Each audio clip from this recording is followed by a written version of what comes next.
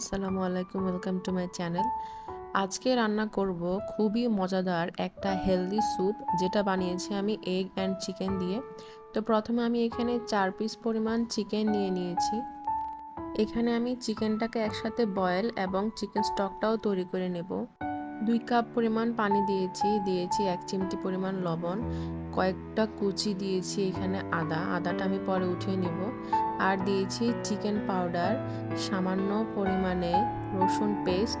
ব্যাস এগুলোকে ভালোভাবে মিশিয়ে দিয়ে আমি ভালোভাবে এটা বয়েল করে নেব। চিকেনটা বয়েল হওয়ার পর অন্য একটি প্যানের মধ্যে আমি 1 টেবিল চামচ পরিমাণের মতো তেল নিয়ে নিব এবং এর মধ্যে দিয়ে দিব কুচি করে রাখা পেঁয়াজ। পেঁয়াজটা সামান্য কালার চেঞ্জ হয়ে আসলে এর মধ্যে দিয়ে দিব চিকেন। আমি এখানে শ্রেড করে রেখেছি। এই চিকেনটাকে একটু হালকা ভেজে নিলে খুব ভালো একটা স্মেল আসবে।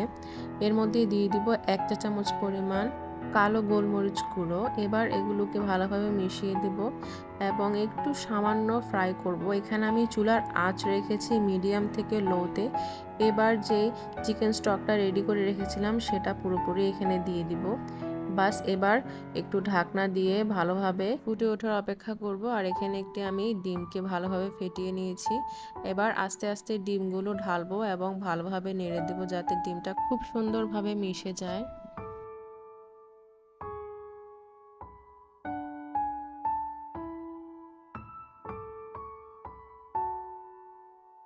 আর এখানে সামান্য পরিমাণ লবণ অ্যাড করা লাগবে, তাই আমি এখানে আরও 1 চিমটি পরিমাণ লবণ দিয়ে দিয়েছি। আর এবার আমি দিব হচ্ছে কর্নফ্লাওয়ারটা আমি এখানে 2 চামচ পরিমাণ পানির মধ্যে 1 টেবিল চামচ পরিমাণ কর্নফ্লাওয়ার নিয়েছি।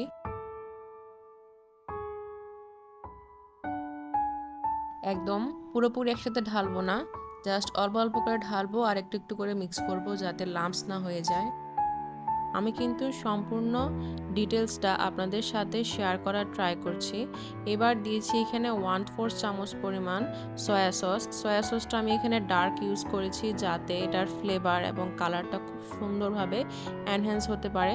ব্যাস এবার আর কিছুই অ্যাড করব না, আমার স্যুপটা একদম রেডি। এবার সার্ভ করে নেওয়ার পালা। সার্ভ করার পর এখানে কুচি করে রাখা কাঁচামরিচ দিতে ভুলবেন না, এটা খুব ভালো ফ্লেভার আসে খাওয়ার সময়। তো আজকের জন্য এখানেই বিদায়। Stay tuned with our channel. আসসালামু আলাইকুম।